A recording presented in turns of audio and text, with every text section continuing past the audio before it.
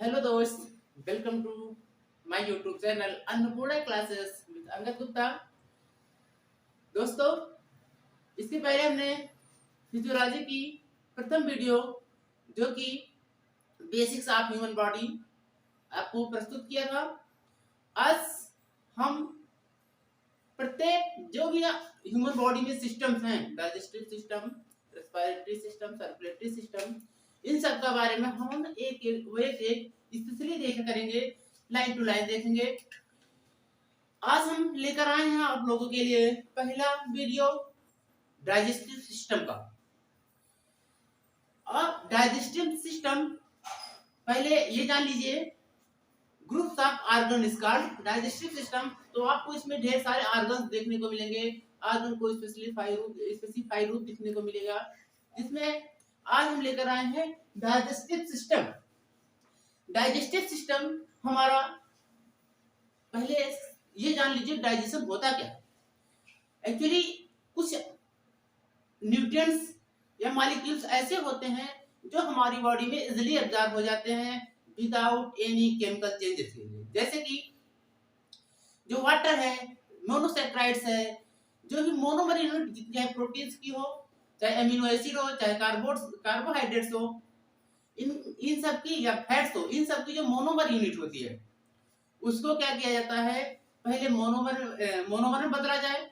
या फिर कभी कभी क्या होता है, अगर ग्लूकोज जो है मोनोमर यूनिट है, तो ग्लूकोज जो है अगर हम पीते हैं या खाते हैं तो हमारे बॉडी में इजीली एब्जॉर्ब हो जाता है, उसको डाइजेशन करने की कोई आवश्यकता नहीं होती। जबकि जो पॉलीमर यूनिट होते हैं वो, उनको हमको ब्रेक करना होता है सिंपलर फॉर्म में। इसी हिसाब से डाइजेशन की डिफिनीशन भी बनी है। Digestion is a process in which complex molecules change into their simpler form. यहाँ पर दियर सिंपलर फॉर्म का मतलब होता है कार्बोहाइड्रेट ग्लूकोज में ब्रेक होगा, प्रोटीन एमिनो एसिड में ब्रेक होगा, और फैटी एसिड जो फैट्स है, फैटी एसिड और ग्लिसरॉल में ब्रेक होगा। ये दियर सिंपलर फॉर्म है और इसी में एब्जॉर्प्शन हो जाता है। जो डाइजेशन में जो मोनोमर्स होते हैं वो इजीली एब्जॉर्ब हो जाने की वजह से क्या होता है, हमको कोई डाइजेशन नहीं करना पड़ता। हमारा जो डाइजेस्टिव सिस्टम है दो पार्ट से मिलकर बना है। एक तो एलिमेंट्री कैनाल, दूसरा है, पहला है एलिमेंट्री कैनाल, दूसरा है डाइजेस्टिव ग्लैंड। एलिमेंट्री कैनाल में वो सभी ऑर्गन्स आएंगे जो डाइजेशन में हेल्प करते हैं, जिनका कुछ ना कुछ वर्क होता है। जैसे फिर भी एलिमेंट्री कैनाल को यहाँ पर हम उनके ऑर्गेनाइजेशन या डिवीजन ऑफ लेबर के हिसाब से कई हिस्सों में डिवाइड किया गया है। कई हिस्सों में डिवाइड करने से क्या हो गया है, इनग्रेसिव जोन, एलिमेंट्री कैनाल को डिवीजन ऑफ लेबर के बेस पर इनग्रेसिव जोन पे डिवाइड किया गया है, progressive zone, degressive zone and egressive zone. इन चार जोनों में डिवाइड किया गया है, जिसमें कि आप देखेंगे इनग्रेसिव जोन में माउथ आता है, बक्कल कैविटी आती है, और उससे associated organ like lips, tongues, teeth और प्लेट्स, ये सभी आते हैं। जबकि प्रोग्रेसिव जोन में फेरिंक्स, ओसोफेगस और स्टमक आते हैं, और डिग्रेसिव जोन में स्मॉल इंटेस्टाइन, इग्रेसिव जोन में लार्ज इंटेस्टाइन आते हैं। इस हिसाब से पूरी एलिमेंट्री कैनाल इन चार जोनों में डिवाइड हुई है, जिसमें बहुत सारे ऑर्गन्स आते हैं। ये ऑर्गन्स ये दिख रहे हैं, पहला आस, ये सभी हो नहीं पाएगा क्योंकि हमको इसका स्ट्रक्चर देखना भी है। तो आज हम केवल इनग्रेसिव जोन के अंतर्गत आने वाले जो ऑर्गन्स है उनके बारे में डिटेल्स स्टडी करेंगे। पहला इसमें देखते हैं, माउथ आता है, बक्कल कैविटी आती है and it's associated like lip, teeth, tongue and टेस्टा। Mouth पहला पार्ट इसमें है माउथ। माउथ होता क्या है, माउथ जो हमारी इनग्रेसिव जोन्स है इन सब से मिलकर बनी होने के कारण से पहला पार्ट इसमें आता है mouth. Mouth is a reception part और एंट्री ऑफ फूड। भोजन की अगर एंट्री कराना है, भोजन की एंट्री में सबसे जो बेसिक काम होता है एंट्री कराने का, माउथ का होता है। माउथ जो होता है, माध्यम से ओपनिंग होता है या क्लोज होता है उसको लिप्स बोलते हैं। टू लिप्स होती है, एक अपर लिप्स होती है, एक लोअर लिप्स होती है।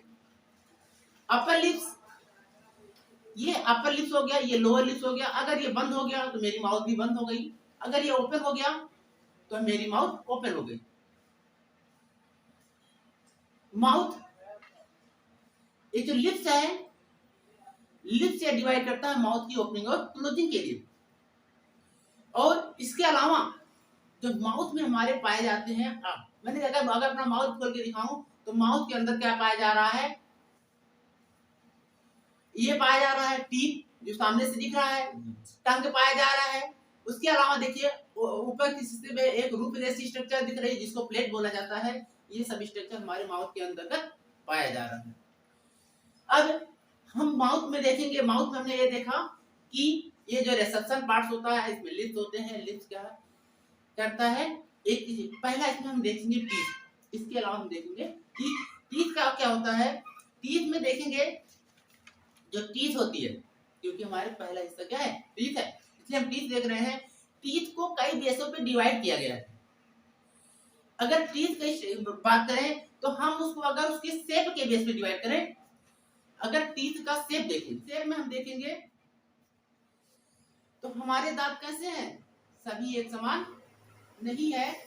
क्यों सभी एक समान क्यों नहीं है, देखेंगे ये प्रैक्टिकली है, प्रैक्टिकल पे डिपेंड करता है। तो ये आपके पास है तो आप पहला काम क्या करना है, आपको टीथ को देखना है, माउथ को ओपन करना है। माउथ को जब ओपन करोगे तो आपको टीथ दिख जाएगी, आपकी पूरी टीथ दिख जाएगी। तो माउथ को हमने जब ओपन किया तो देखा कि पीछे वाला, सबसे पीछे वाला दांत जिसकी चौड़ाई ज्यादा है, ट्राइकस्पिड है, उसके पहले का जो दांत है मतलब दो करता है, इसके पहले का जो दांत है उससे पतला है, और आगे के जो दांत दिख रहे हैं पतले भी हैं और नुकीले भी हैं। तो इस हिसाब से कह रहे हैं कि हमारा दांत जो है एक समान नहीं है। और कुछ कुछ में क्या होता है, सभी दांत एक समान होते हैं। सभी दांत एक समान होना और असमान होना, इसी के बेस पे दो शेप के बेस पे दो भागों में डिवाइड किया गया है। शेप के बेस में टीथ,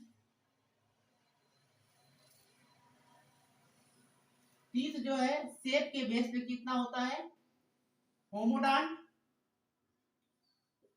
होमोडॉन्ट, और दूसरा है हेट्रोडॉन्ट। होमोडॉन्ट, होमोडॉन्ट जो टीथ होता है सभी फ्रॉग्स,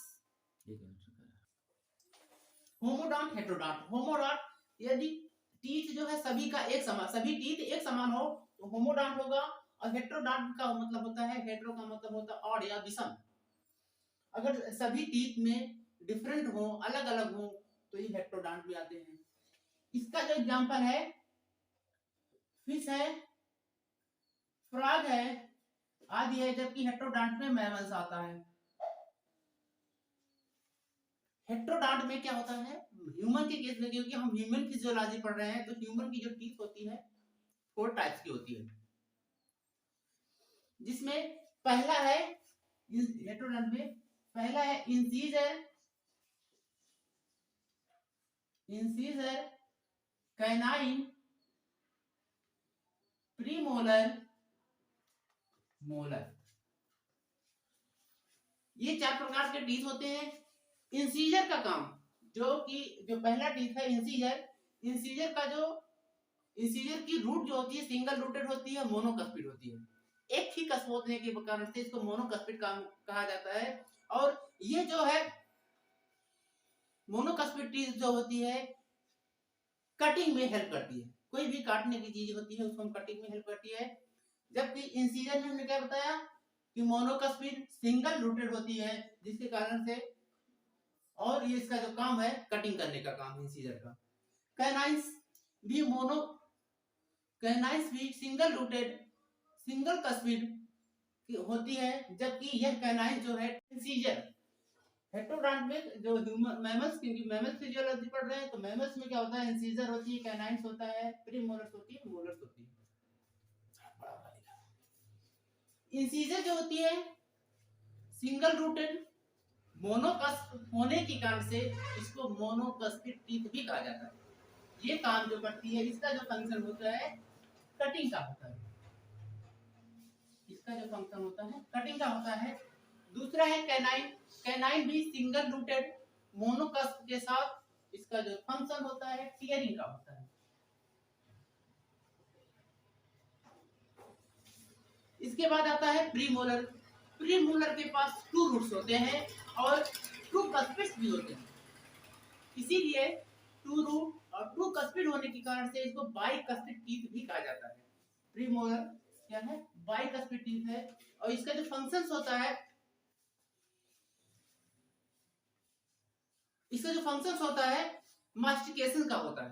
मास्टिकेशन में क्या करती है, ये क्या करती है, तीसरे का काम करती है, मास्टिकेशन का काम जो करती है प्रीमोलर।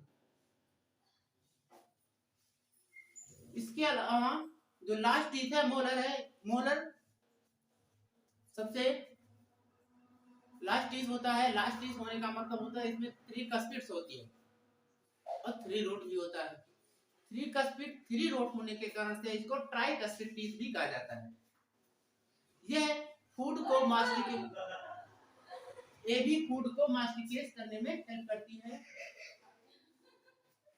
मास्टिकेशन में हेल्प करती है। यहाँ पर हमने क्या देखा, शेप के बेस पे होमोडॉन्ट हेटेरोडॉन्ट होता है। हेटेरोडॉन्ट में हमने बताया इंसीजर कैनाइन प्रीमोलर मोलर होती है। इंसीजर कटिंग करने का काम करती है। Single rooted single cuspid canine tearing करने का काम करती है। Single rooted single cuspid. Premolar double rooted double cuspid की होती है, इसे लेके बाई कस्पिड टीथ कहते हैं। जबकि मोलर जो होती है 3 to 4 कस्प होते हैं, 3 to 4 रूट्स होते हैं, इसको इसलिए इसको ट्राई कस्पिड टीथ भी कहा जाता है। यहाँ पर इसके बाद हम देखें सक्सेशन के लिए।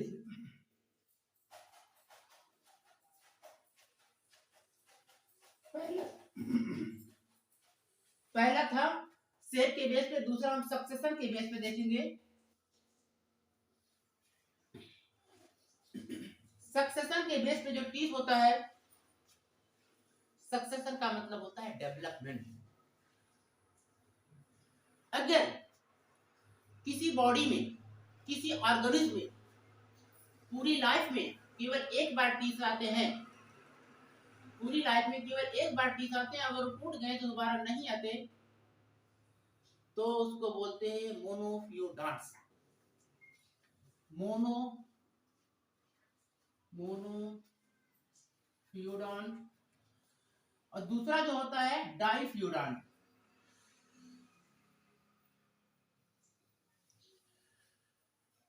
दूसरा जो होता है डाइफियोडॉन्ट होता है। तीसरा एक और होता है पॉलीफियोडॉन्ट।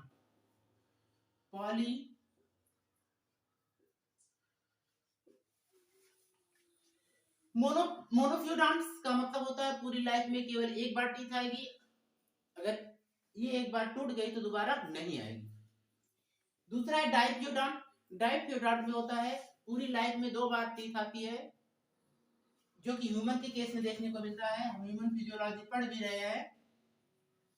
डाइफियोडॉन्ट। जबकि पॉलीफियोडॉन्ट्स में होता है, फिशेस के केस में पाया जाता है कि जो टीथ होते हैं आते रहते हैं, टूटते रहते हैं, आते रहते हैं, टूटते रहते हैं, क्योंकि जो फिशेस कार्निवोर्स होती हैं वो क्या करती हैं, उनके जब फ्लैश खाती हैं तो हो सकता है उसके दांत टूट जाए और उसके बाद फिर दोबारा जनरेट होते रहते हैं। स्कोलियोडॉन के केस में बताएं, स्कोलियोडॉन में जो टीथ होती है 2 to 3 लेयर होती है।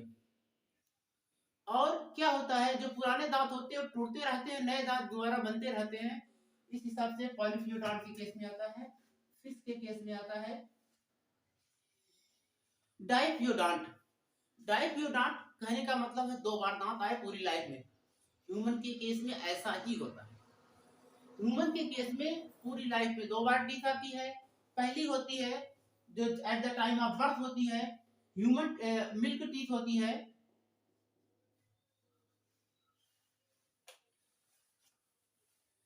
मिल्क टीथ होती है। और दूसरा जो होता है परमानेंट टीथ। परमानेंट टीथ होती है। मिल्क टीथ की जो संख्या होती है 20 होती है। ये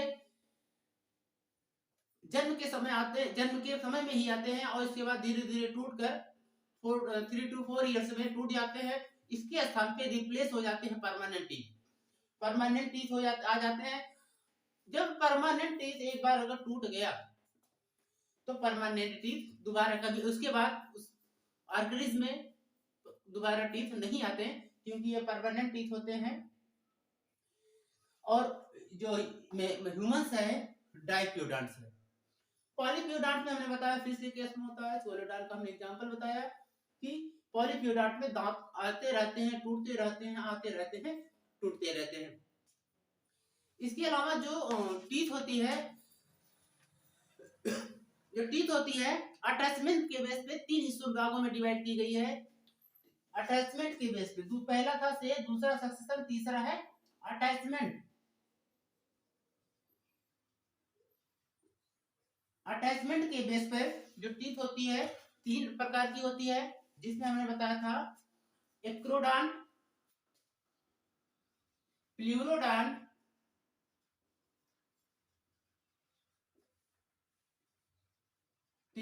एक्रोडॉन्ट, प्लूरोडॉन्ट, तीसरा है थिकोडॉन्ट।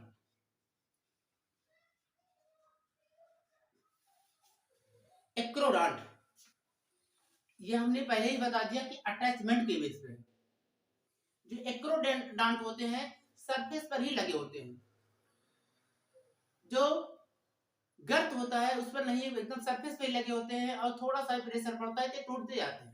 ऐसा केस देखा जाता है। फिश के केस में हमने बताया था कि टूटने की वजह जो पॉलीफ्यूडॉन्ट्स होते हैं, फिश की जो टीथ होती है पॉलीफ्यूडॉन्ट एक्रोडॉन्ट होती है, इसमें प्रेशर पड़ा टूट जाएगा, फिर दोबारा जन्म लेता रहेगा टीथ। एक्रोडॉन्ट्स की जो गर्त से अटैचमेंट होती है सरफेस पर ही होने के कारण से जल्दी जल्दी टूटते रहते हैं।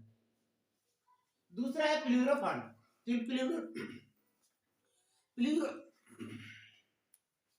दूसरा है प्लूरोडॉन्ट। प्लूरोडॉन्ट के केस में जो होता है, रेप्टाइल के केस में देखा जाता है, इसमें जो टीथ होती है अटैच तो होती है, थोड़ी गहराई में भी अटैच होती है, लेकिन ये जो टीथ अटैचमेंट होती है अगर ज्यादा प्रेशर पड़ता है तो ये टीथ क्या होता है टूट जाने के कारण से इसको प्लूरोडॉन्ट बोला गया है। ये रेप्टाइल्स के केस में देखा जाता है, लेकिन क्रोकोडाइल्स जो कि एक रेप्टाइल्स है उसमें ऐसा नहीं होता। इसके बाद आता है थीकोडॉन्ट्स। थीकोडॉन्ट में इसका हिंदी में बोलते हैं गर्तदंती।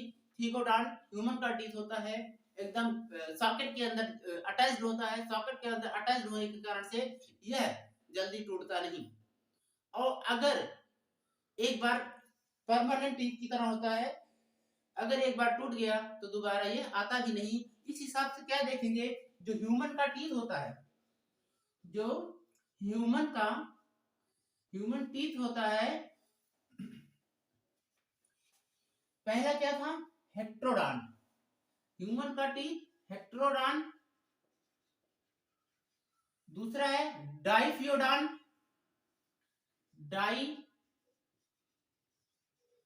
डाइफियोडॉन्ट। और इसके बाद है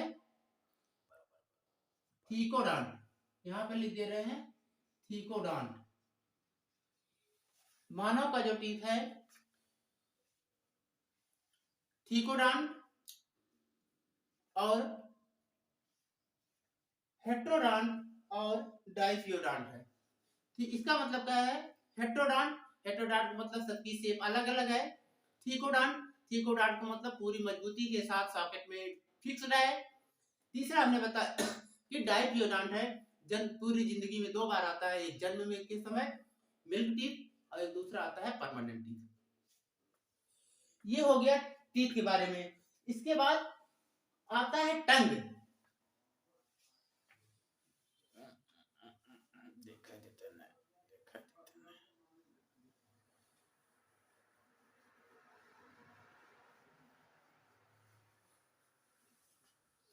इसके बाद आता है टंग।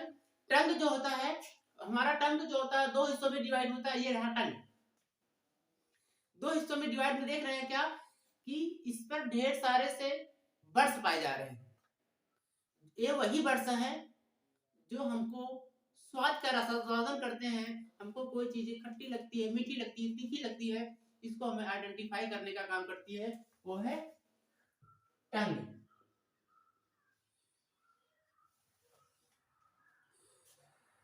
टंग जो है किसी किसी टंग में अदर ऑर्गन देखेंगे, टंग जो होता है प्रोट्रूसिबल होता है। प्रोट्रूसिबल का मतलब होता है टंग माउथ के बाहर किसी में आ जाता है, किसी में माउथ के बाहर नहीं आ पाता, तो जिसमें माउथ के बाहर आ जाता है उसको बोलते हैं प्रोट्रूसिबल टंग्स। जैसे स्नेक के केस में देखोगे, स्नेक के में क्या होता है, अक्सर जब आपको स्नेक का फिगर दिखता है तो उसमें देखेंगे जो टंग्स होती है बाहर आके निकली हुई होती है। ये उनकी जो स्नेक्स की टंग होती है प्रोट्रूसिबल होती है, और ये मस्कुलर स्ट्रक्चर होती है। टंग जो होती है मस्कुलर स्ट्रक्चर होती है। टंग का पहला काम हमने बताया कि टेस्ट का होता है, दूसरा काम बताता है टेस्ट हाइजीन का काम करता है, सफाई भी करता है।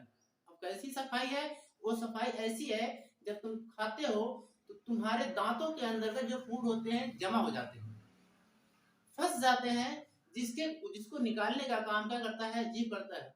कभी अगर ऐसा कुछ खाओ और जीभ को रोटेट ना करो तो आपको ये लगेगा कि हमारे दांत में ढेर सारे से फूड पार्टिकल फंसे हुए हैं, उसको निकालने का जो काम कर लेती है टंग करती है। अगर यही फूड पार्टिकल्स निकाले नहीं जाते तो दांतों में धीरे धीरे सड़न पैदा होने लगती है। अगर निकल गई तो नहीं, अगर नहीं निकलती है तो धीरे धीरे सड़न पैदा करती है, तो दांतों को हमारे खराब कर देती है।